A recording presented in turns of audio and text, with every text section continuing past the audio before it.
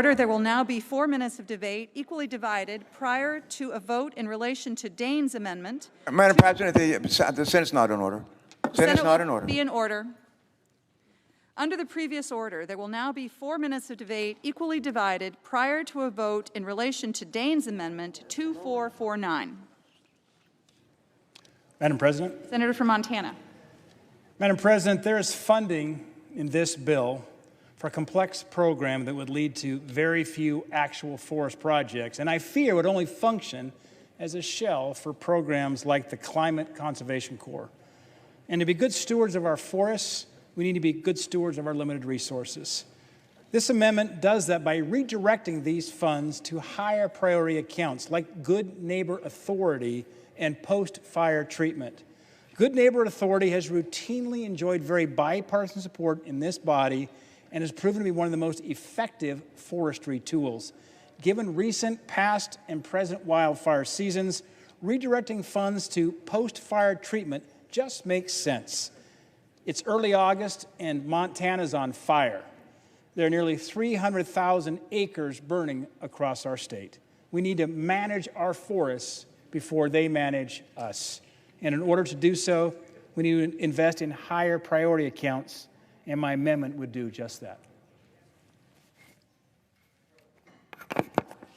Madam President, I rise in opposition to the amendment, and I'll explain my reasons.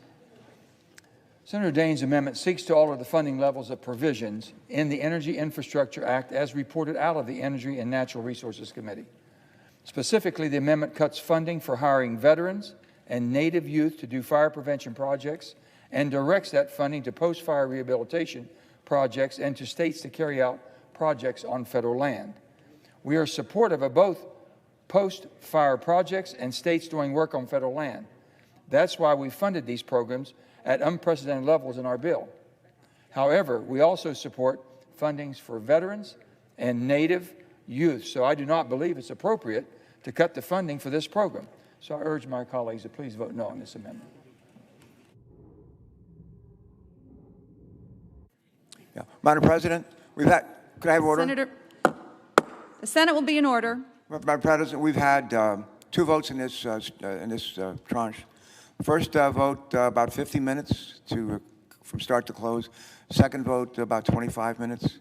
And we're going to propound a unanimous consent request. And I'm tempted to do it right now to try to figure out what would be reasonable. And my sense is that maybe 15 minutes would be reasonable, but a real 15 minutes. And we'll start with that. And any objection? All right, Madam President, I would ask that we make this a 15-minute vote and a real 15-minute vote. Thank you.